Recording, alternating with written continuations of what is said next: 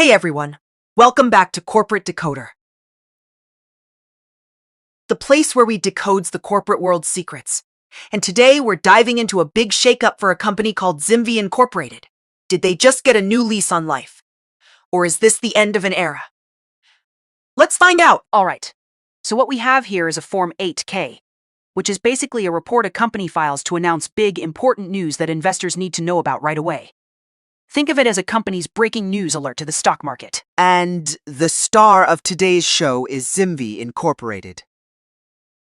Now, before we get into the nitty-gritty, you might be wondering what exactly ZimVie does. They're typically involved in the medical device industry, focusing on areas like spine and dental surgery. Think of the advanced tools and implants that help surgeons fix spines or replace teeth. The really big news dropped on the 20th of October, 2025.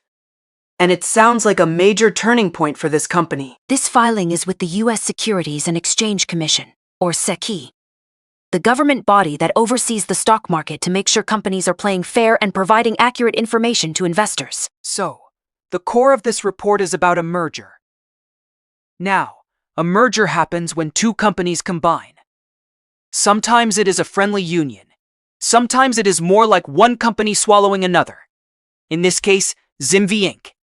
entered into an agreement and plan of merger back in July of 2025. The agreement was with entities called Zamboni Parent Inc.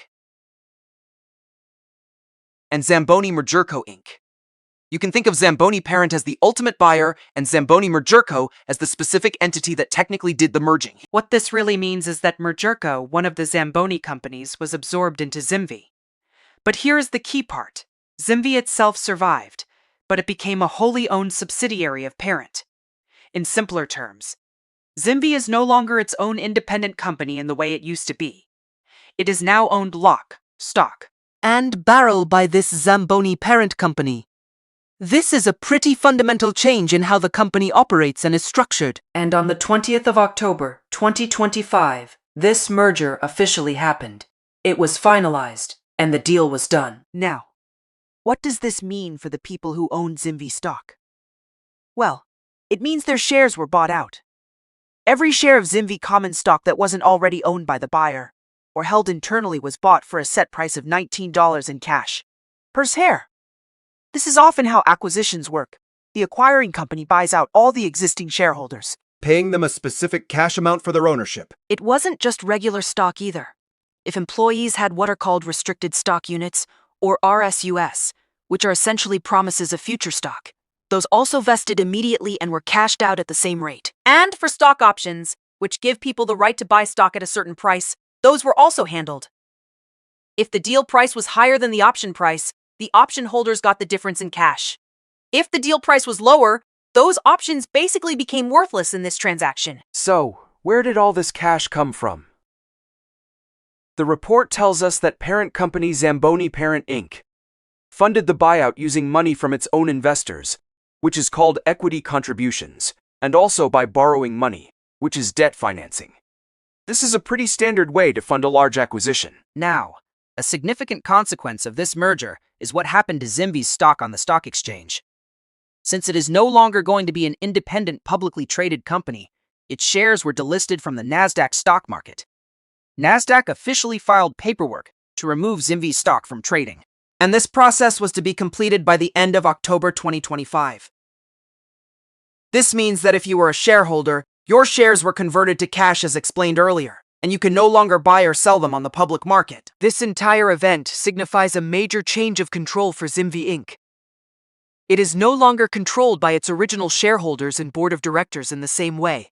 It is now under the umbrella of its new parent company. What often happens during these big corporate shifts is a change in leadership. And that's exactly what we see here. The entire board of directors at ZimVie resigned. We're talking about Vafa Jamali, Sally Crawford, Vinit Asar, Dr. Richard E. Kuntz, and Karen Matasinek. They all stepped down from their positions on the board and any committees they were part of. And to fill those spots, two new directors were appointed, Andrew Michelle Ballister and Brian Alterman. This is pretty typical. The new parent company usually wants its own people in key leadership roles to steer the company in its desired direction. It's not just the board. The company's officers also saw a big shakeup. A number of executives resigned, including Vafa Jamali again, Richard Heppenstall, Indranil Kanaglekar, Heather Kidwell, Steve Rondeau, Ruth Lopez, and Sandra Schneider.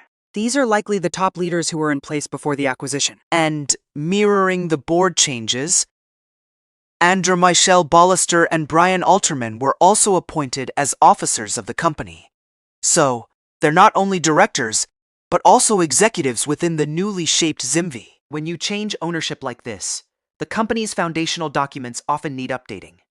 The report indicates that both ZimVie Inc. Certificate of Incorporation, which is like its corporate constitution, and its bylaws, which are the internal rules of how the company operates, were amended and restated. This means they were essentially rewritten to reflect the new ownership structure and governance. Finally, the company also issued a press release on the 20th of October to announce this entire event. Exhibit 99.1 is simply their official announcement to the public. Now, looking at this whole situation, what's the story here? ZimVie Inc. has been acquired by Zamboni Parent Inc. This isn't just a small tweak. It is a fundamental change. The company is now a subsidiary, meaning its profits and losses will ultimately be reported under the umbrella of its new parent, and its stock will no longer be traded on the public market.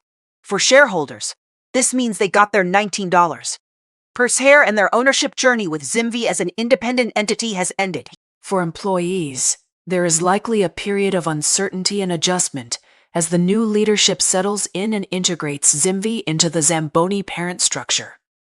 The risk here is always with integration.